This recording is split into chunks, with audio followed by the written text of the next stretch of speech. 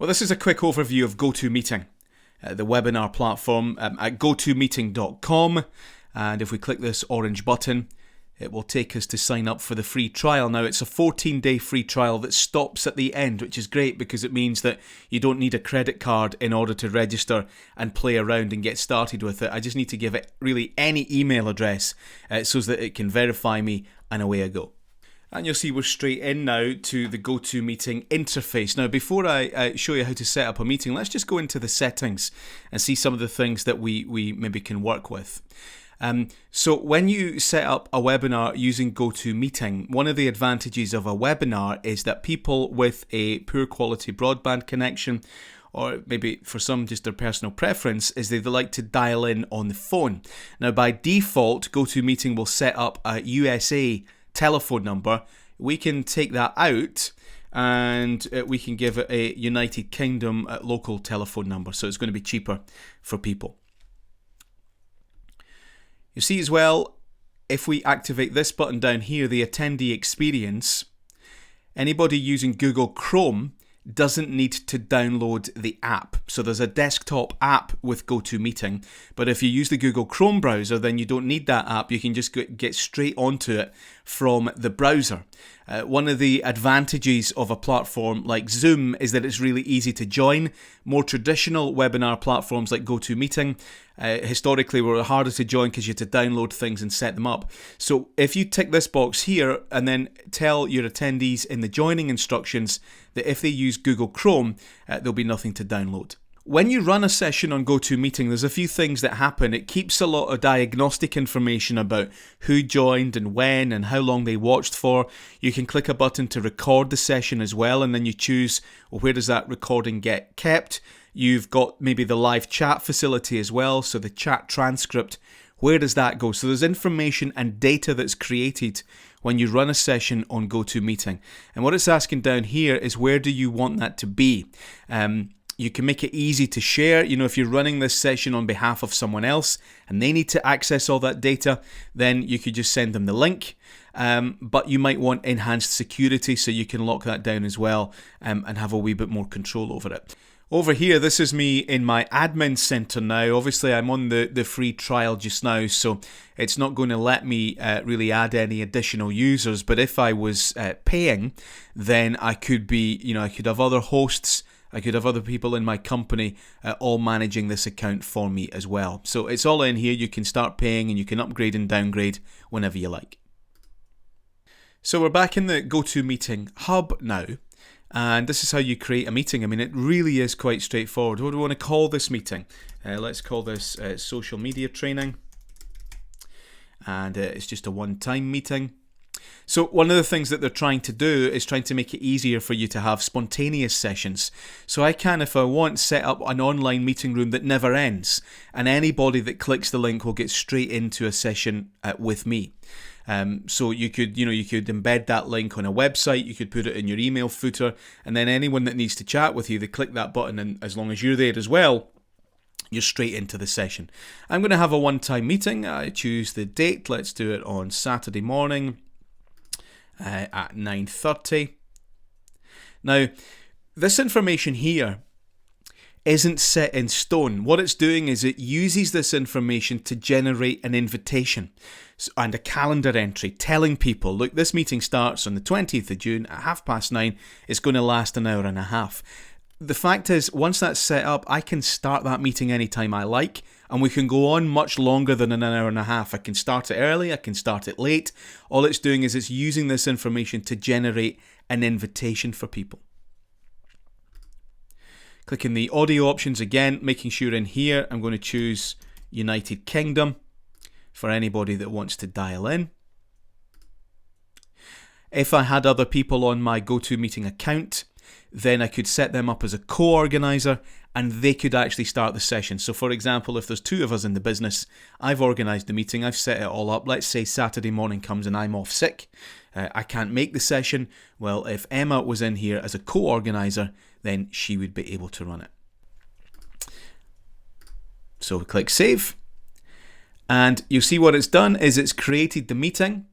and it's created an invitation. And as I said a minute ago, if I want, I can start that session right now just by clicking that button. I could copy this invitation, and then I could send that off in an email. I can go back in and edit any of my stuff as well, and I can delete it. So usually what I do is I would copy this information down here, and then I'd maybe add a little bit more to it. I'd customize it. I'd tell people, maybe join 10 minutes ahead of time. I'd remind them they could use the Google Chrome browser, all that kind of thing. When 9:30 Saturday morning comes and I want to start my session, I just would log in to GoToMeeting. I would click on the Start button, and you'll see it's prompting me to download the app because I'm going to be running the session, so it needs to integrate with my camera. My participants, if they're using Google Chrome, they'll be able just to click the link and join the session without downloading anything. But because I'm the host and because I'm using a Mac and there is a desktop app for the Mac, GoToMeeting prompts me to download the app to set things up. So the first time you're using this, just remember that there might be a little bit of setup involved. So I'm going to connect to the audio using a headset or a microphone. So I save that. Then it asks me, well, what microphone do you want to use? This is it, absolutely. I'm going to listen through the microphone as well.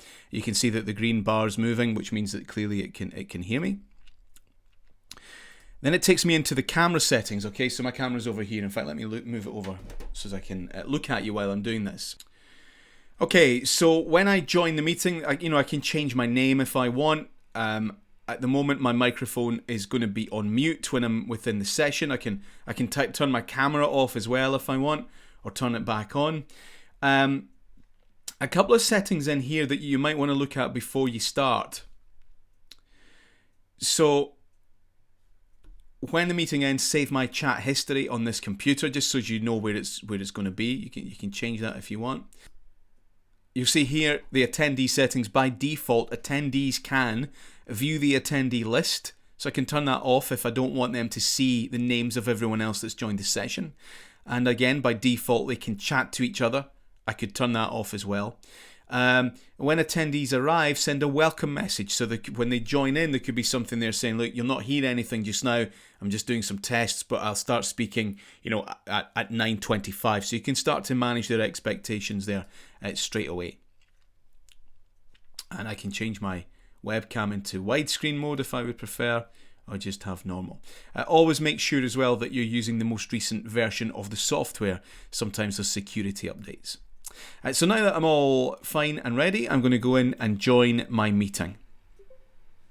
And you'll see that GoToMeeting does prompt you as you go along. Certainly the first few times you use it as well, it tells you what all these things are meaning. You see here the screen sharing button. It's reminding me my microphone's on mute. In fact, let's just take that off mute. Here's the record button up here. So if I want to record the whole session, everything that everybody says, I can click that. And for security, this is the lock meeting button. So once everybody that needs to be in is in, I can click that. And then even if somebody else found the link and found the password, they still would not be able to get into my session. Down here, you can see this is where all my participants are going to be, and they'll all have settings and controls next to them where I can mute them, I can let them share the screen, I can turn on their webcams, I've got complete control, I can kick people out for not behaving themselves. There's lots that I can do there, all from the participants button. This one here, the speech bubble, this is the live chat, and I can send messages to the whole group, or just to specific people as well. One thing that really annoyed me when I started using this is by default, every time somebody joined or left the session, it played an audio chime, which I found really distracting. So I always untick that where it says play entry exit chimes. Turn that off. And then for screen sharing, when you click the screen share button, it says, well, what screen would you like to share? I quite often will work across two different monitors, so there's a second screen there that I can share in there. A few other options just to be aware of up here. Attendees can share webcams. I might turn that off. and then I'll control one at a time who gets to share their webcams. It's that easy as well to put people on mute. You can mute everybody. There's the button there. That will mute everybody except me. I'm the host, I'm the presenter. When other people start to join, again, this button, this interface down here, I can use these selections and I can make different people the host or the presenter, let them share their screen. Rather than have everybody able to do everything, I always like to have a bit of control over the session. So I will turn off the sharing webcams, don't enable them to share the screen, and I can always turn that on one at a time whenever I like. And to end the session, I just click this and then click OK. And that is GoToMeeting.com. Visit the website, click the orange button, start for free, give it your details, start playing around with it, do some tests and some practice, and then if you want, you can start paying and you can get a paid account and then add co-hosts and do all that stuff. If you want to keep just using the free trial for 14 days, I think the only limit on it is 50 participants, but you can run the sessions pretty much for as long as you like. All the information there at GoToMeeting.com. All right, now we're looking at Zoom. Zoom.us is the website for this. Again, an orange button, sign up, it's free, we could click that.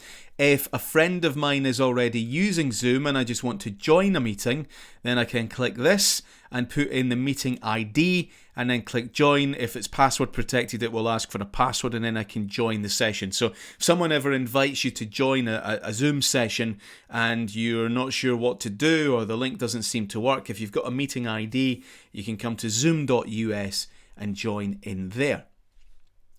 Now, Zoom's a little different from GoToMeeting. It doesn't so much if it has a free trial, it has a free plan where there's a limit on the duration of the session. But if you want to have, short meetings for a very small group of people, then it might well be that Zoom is always free and you never need to pay anything. So again, for spontaneity, Zoom gives me my personal meeting ID. This is something that always exists, that always runs, and anybody with this link can automatically join me. I've got some control over the settings. I can password protect it. I'll certainly share video. I can turn my participants' videos off. That's all fine. Enabling the waiting room gives me a bit more control over who gets in and how they get in. I can mute them when they join. I can force them to sign into Zoom. A lot of these security options on Zoom are to prevent bots from automatically joining Zoom sessions. Some of the problems that Zoom has had, it's not actually been people causing them, it's just machines. It's malicious scripts and bots that automatically search the internet for Zoom links, automatically join, and then stream horrible stuff through the camera setting straight into the session, or they just spam the chat with really nasty stuff. So by enabling a waiting room, it means nobody can just get straight into the session. They're automatically placed on mute and they have to be signed into Zoom. They have to be using a password as well. So there's no chance of any kind of automated users getting in. Alright, so here's the Zoom homepage. You'll see the calendar pops up here. It shows me any Zoom sessions that I've got today. It also integrates very nicely with my Google Calendar, which we'll see in a minute. I'm going to click the schedule button to set up a session for the future. Okay, let's do some podcasting training. When's it going to be? Okay, this one's going to be on Sunday at 10 a.m. It's just going to last for 2 hours, and again, if this overruns or starts early, it's only using this information to create the invitation. Yes, we'll have a password. I will share my video. Participants can share their video. That's all fine. I'm going to use my Google Calendar. So when I click schedule, it then opens up. It integrates with my Google Calendar and adds that invite straight into my Google Calendar. So if I click save, you'll see it now creates a calendar entry in here, okay, and it's got the link in there, so I'll never lose that because it's been added into my calendar. Okay, so if I use this menu at the top here, now that my meeting's been created, I can click on my meetings. All my upcoming meetings will appear here. I can see this one, and again I can copy the meeting invitation, customize it, and then send that off to anybody that I want to join my session. One thing that we've not mentioned about Zoom is that you can have, if you're on a paid Zoom plan and you pay enough, you can have breakout rooms. So if you're using it for a large-scale conference or a full day's training, if you've got lots of participants, you get one main Zoom session, then you can send them all off to their own breakout sessions and then bring them all back into the main Zoom session as well, which is quite a nice feature. Lots of people ask me, when you're running a webinar session, what do you do if you want to share video? Okay, so it's quite straightforward sharing a PowerPoint, but what if you want to share video during the session? Be very careful about doing that. It doesn't work all that well on a webinar. Certainly GoToMeeting was not designed for sharing video, and it really doesn't work at all. But it can be done on Zoom. So you would choose what screen you're going to share. Make sure that you click this share computer sound, and then it means any audio that you play through your computer, for example, off that video clip that you're playing, is going to go through there as well. So that's in the screen sharing menu. Down here on the Zoom interface, you can control over what microphone you're using, what speaker you're using. Again, I can very quickly turn off my video, turn it back on, and I can switch between the different sources. So I've got my webcam here. I can switch over to the FaceTime camera. You'll see you get a different angle. So I can do things like that very, very quickly. Chat facility on Zoom is down here. Here's your live chat. You can see all my participants. Again, I can mute everybody. I can give them permission to host the session. I can let them share their screen. And the security, when the meeting is in progress, you might well want to lock the meeting, and it's in there, you see. I'm not letting my participants share their screen or chat. Well, I could turn that off if I want. So you've got a lot of control. Here's where you can record the session, and again, this to end it. I can leave. If I've made someone else the host, then the meeting can continue in my absence.